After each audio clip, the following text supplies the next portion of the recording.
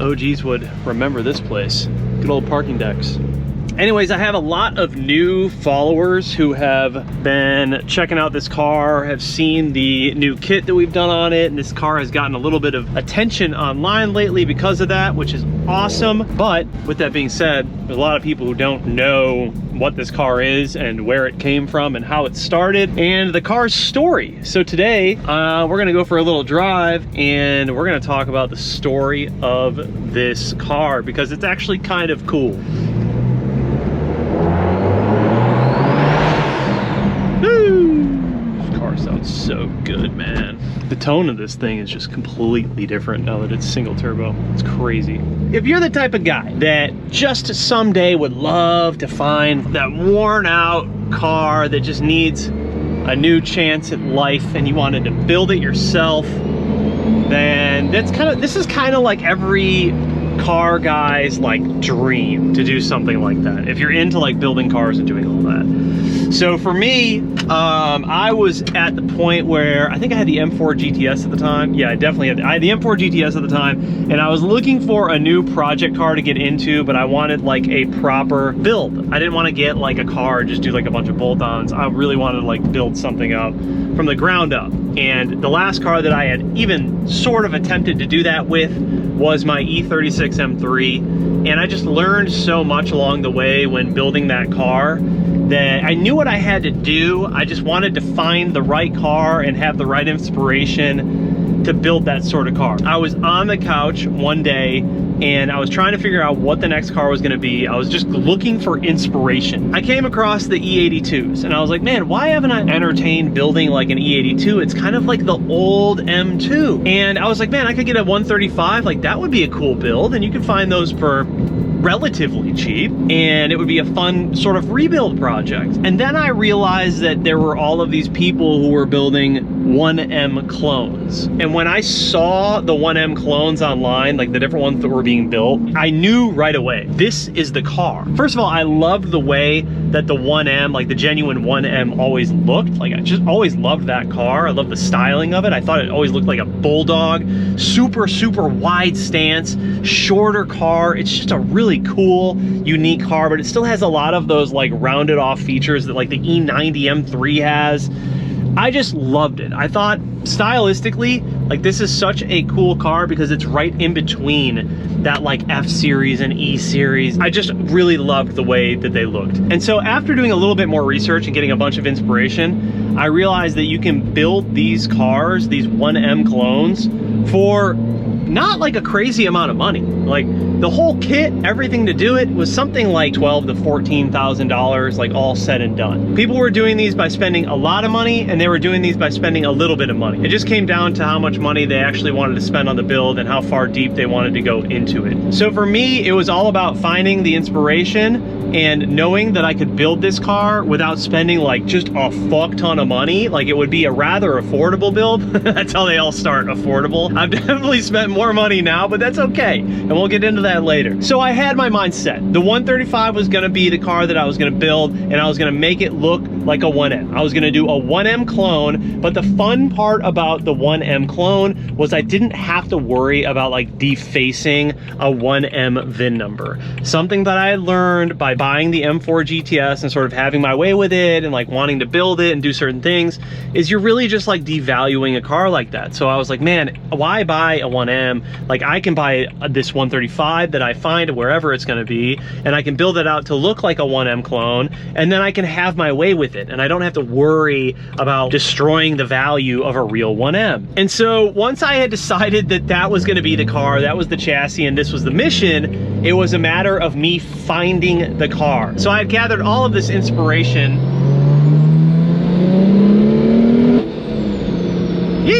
So I gathered all of this inspiration online, Instagram, all of these really, really cool cars that I was like, man, that is like, I want mine to look exactly like that. Like N. Schwartz, if you guys follow him, he's got a darker gray 1M clone. That was like my build inspiration, man. And there was like only one person online on YouTube who had built out a 1M clone and really shown some of the stuff. But even at that rate, like, he didn't really do much of the work, and like, he didn't really show everything that you had to do. And in my head, I was like, I think this is such a cool car. I think that these cars, 1M clone builds in general, are just super slept on. And so I wanted to be the guy who really documented that process. And so it was the same day that I had gathered inspiration for building a 1M clone, deciding that I was gonna build a 1M clone, that I was going to go find a 1M clone. So immediately I'm on like Facebook Marketplace, I'm on like Auto Trader, like all of these different sites, and I'm like, all right, so I gotta find a 135. And 135s were like hovering, I don't know, you could find them from 10 grand to like 20 grand. It just really depended on the condition of the car. At that same time, I had recalled that John, the owner of CES Motorsport, the shop that I go to, they had a 135 that was just sort of sitting on the lot, and it had been there for years, like 2 years. I had remembered that John owned this car. It was his car, and it was just sitting there without a motor, without a front end. And he had always talked about, like, you know, I gotta build that someday, I gotta do this and that to it, I'm gonna build it up, it's gonna be sick, yada yada. I'm like, that's awesome, man. Just never really paid attention to it because I was never really interested in building a 1M or a 135. So that popped in my head, and I was like, I wonder if he would sell me that car. So I called John at CES Motorsport. I said, you know that 135 that you have on your lot, what are you doing with it? And he said, well, it's funny that you're asking that because I just sold it the other day to this guy. He hasn't showed up with the money yet, but he said he wanted the car. And I'm like, so you haven't sold it, but someone says they want the car. He's like, yeah, but like I told him it would be his, you know, he just has to give me the money. So I made John a proposition. I said, listen, what are you looking to get for the car? He said that I'm selling the car for $5,000. No problem. I will bring you a check for $5,000, and I will buy the N54 that you have in your shop from you. So he had the motor and everything. I was gonna buy that as well from him, and we were going to build it in the shop, and we were gonna make content. It was a complete win for the both of us. I would secure a perfect donor car for this project because it wasn't perfect, it was imperfectly perfect, which is the perfect car to build up. And I was getting it for cheap, $5,000, and I was gonna get the motor there, which was, everything was already there. We just had to assemble, and we were all gonna make the content together. It's literally like everybody was gonna win in this situation. And so he ended up calling the guy who originally bought it, and he was like, hey man, listen, I got this other guy. We do a lot of content with him. He wants to build up this car. Like, would you be cool if I sold it to him? The guy was cool with it. I ended up taking the car. That's how it went down. So I was lucky enough to find this car literally in the lawn of CES Motorsport. It had been sitting there under a tarp for 2 years, dude. This car had no front end. It was basically a rolling chassis, had no motor. All of the parts were just scattered on the interior of the car. It was absolutely filthy. Paint was trashed. Dude, it was rough. But as soon as I saw it, I was like, dude, this is the car. Like, I already know this is the fucking car. Like, it's never been in an accident. It's got a clean title. It just needs to be reassembled because the old motor was popped, it was pulled out of it. This car actually used to be a drag car. So like in its previous life, the previous owner had basically been drag racing this car. It was set up for that. And it had all kinds of like weird goodies on it already. Like it already had coilovers, it already had like a diff brace, it had a different differential in it, like a 335 differential, some different things. And I was like, man, this is the perfect car. I can definitely build off of this chassis, and everything's already here. So long story short, I went to him, I gave him the check, I bought everything, I bought the motor from him, we reassembled the motor, I got all of the partners on board, we upgraded the things we needed to upgrade, and I was able to do the rod bearings myself on the motor and really like refresh the entire engine while it was out of the car, which was just an absolute blessing because it's so much easier while the motor's out of the car. And so it was like putting like a brand new, like refreshed N54 into this chassis. So this car has, when I bought this car, I think it had like 150,000 miles on it. The chassis did. So now it's got 153,000 miles on it. Obviously it doesn't look like that. So the chassis definitely had some, you know, some mileage on it. It was worn the fuck out, dude. A lot of the body panels were in really rough shape, but I knew that none of that mattered because I was gonna go 1M clone. So it's like, who cares? Like, I'm replacing everything anyways. So this was like the perfect donor car for that situation. Oh, we're on Crane Road. I get people who get mad at me that I do pulls on Crane Road in my videos. Like, dude, this is a great road to do pulls on. I've been doing pulls on this road forever. You should watch some of the older videos of me doing pulls on this road. And just for that, I'm gonna do one right now. Jeez, those open dumps are crazy. Yo, the open dumps are. Fuck, man. It's just so crazy to me that, like, when I bought this car, dude, it was a rolling chassis. Anytime that I'm picking up a car like this one, and I'm like, this is gonna be the project, just think about how incredible the transformation's gonna be in a year or 2 years. Everyone was like, what are you doing, bro? Like, do not buy that piece of shit. You're gonna sink all your money, you're gonna lose all your money on this thing. It's gonna be a waste of time. No. It's a project. This is my passion. It's my hobby. It's my job. I'm gonna put all my effort, all my time into this and build it up and make it something absolutely beautiful. And like, here we are a little over a year later, and voila, we have this car that, in my opinion, is just like a dream build of mine. It's not done yet, obviously, but like, we've made some really good headway. And I'm just like super fortunate that I found a car of this stature to build up.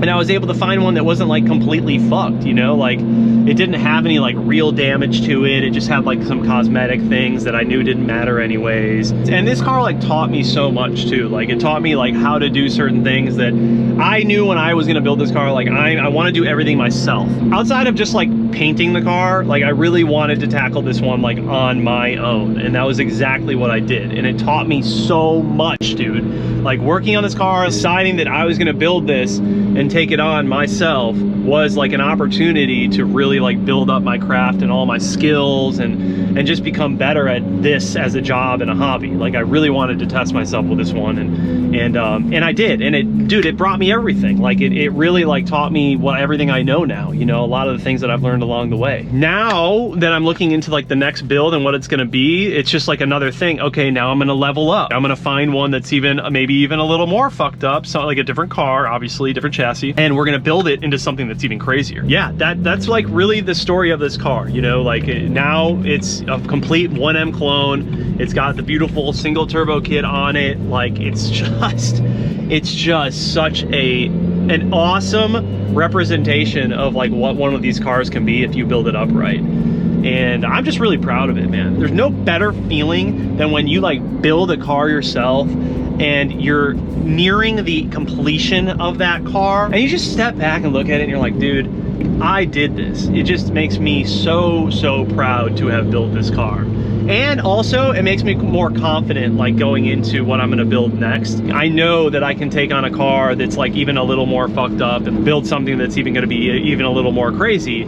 I know I can do it. You never wanna feel like you're pressured to bite everything off that you wanna accomplish on the car overnight. Just take your time with it. Don't overspend, and don't let outside forces make you think that you need to build the car overnight. Like, nothing worth anything was built overnight. Good builds do take time, and this one is still not done, and it's gonna take another year. I want it to be like a masterpiece of a build when I'm done. An incredible representation of what one of these cars can be. I just hope that everyone else out there can build a car like this. Doesn't have to be a 135, but you guys can have your own ideas for cars that you want to build and accomplish that at some point, and check that off the bucket list, because it really is a cool and like extraordinary feeling that, I don't know, in my opinion, man, like everyone should have that feeling. So that's kind of the story, man. And here we are today, dude. And like, I just, you know, finished all the tuning up with Chris, man. And this thing's just, and we're about to ship this thing off to BMW Invasion in Orlando next week, or in the next couple of weeks. I'll be parked with the guys over at Keys Motorsports, so please come by and check it out, hang out, man. I want to meet all you guys, and I want you to see the car and tell me what you think, you know? Yeah, I'm just super stoked, man. Super stoked to have the car done, and to be able to like go out on drives like this, man, it's just like the best feeling, dude. You know how these cars are to us, man. Like, these cars are more than just cars to us. Like, they just have such a deep meaning, and they're such an escape for us. When I say us, I mean like car people, and they're just so much more special than just cars, right? And when you get to have your own hand at it and really like build the thing up the way that you want it to, man, does it mean something so deep. You know, I know that I've talked about like selling cars in the past and going through cars. Like this one it's unsellable. It's not, there is no price. Like everyone's like, oh, there's always a price. Dude, I've been offered ridiculous amounts of money for this car, and far more than what it's worth. And the majority of people would say that I'm a complete fucking moron for not taking that money. But it's just not about the money with this one. Like, money comes and goes, man. I'm not worried about that. Like, this car is not about the money, and it would never be. And a lot of people could say, like, some of my old builds, you know, were like that. But I'm here to tell you, none of my builds have reached the level that this car reaches. This car is just on another, it's on another playing field, man. Like, it's just, yeah, it's crazy. So that's kind of the story of the 1M clone, man. And it's, yeah, it's just been such a treat to build this car. And we got a lot of work left to do, but yeah, I'm a lucky guy, man. I'm a very fortunate guy to be in the position to be able to do this. These builds are expensive, man. Like to be able to put something together like this, it takes a lot of work and a lot of partnerships and a lot of money and a lot of time. And that's why I say, like, you know, just give yourself the time to do it at your own pace, because you could, if you're not careful, man, and you just start trying to do too much at once, you can really spend a lot of money.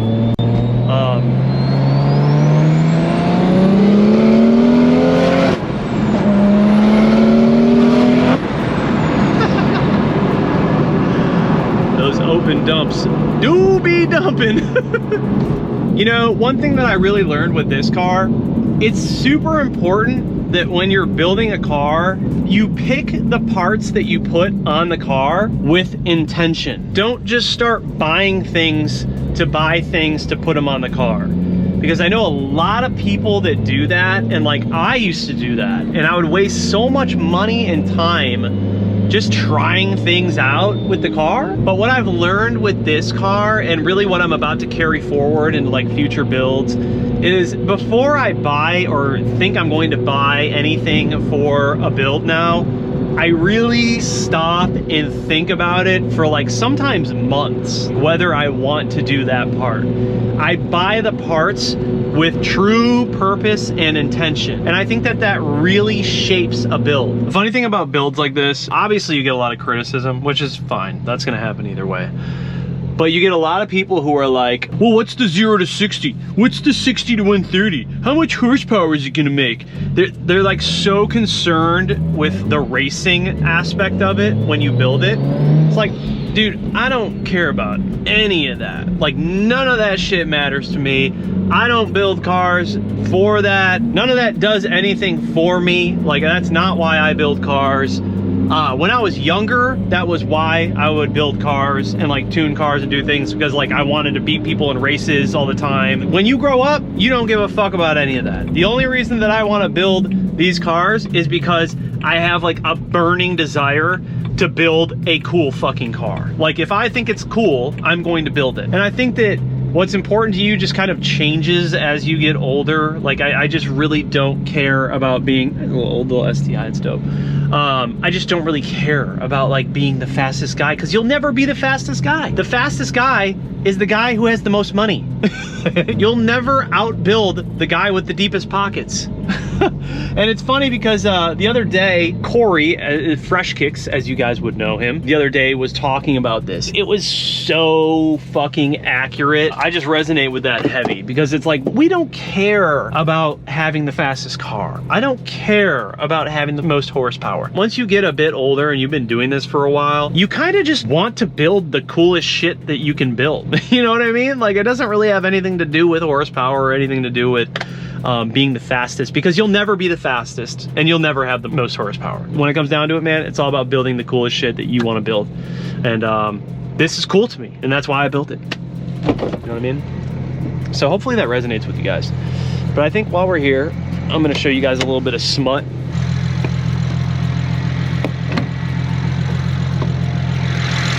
That's right, baby. A little bit of porno. Oh, man. This fucking engine bay is just wild, bro. It's so crazy to me. So cool. Dude, it's so crazy how much wider the 1Ms are than like a 135. I remember when I was building this thing, and I was putting on the front, because I did the front fenders first. I did like the whole front clip was the first part that I did. And I compared the 135 fender to like the 1M fender, and I was like, holy fuck, this is gonna be so wide. And what I realized was a lot, like in the parts list, because I have a whole list of everything that I used to build this car, and it's downloadable, it's free, you guys can go check it out. It gives you all the prices and everything that I've done for this car. Complete conversion, everything. What I realized was you actually use the E92 M3 fender liners. It's like this thing is like the width of like an E90, E92 M3, and that's why it just looks so fucking wide. Like on the road, this car, the car is so stumpy and short, but it's so wide that it makes it look even wider. And like, I don't think the cameras really do it justice. Like, you gotta see these things in person. They're fucking nuts, dude. Like, you see this thing just driving down the road, it's so low and it's so wide. It's like a presence. It's a crazy presence. Like, it just looks like a little race car. Anyways, I hope you guys enjoyed this video. And if you want more videos like this, let me know. Pick up some merch. And yeah, I'll see you guys in the next one. Peace.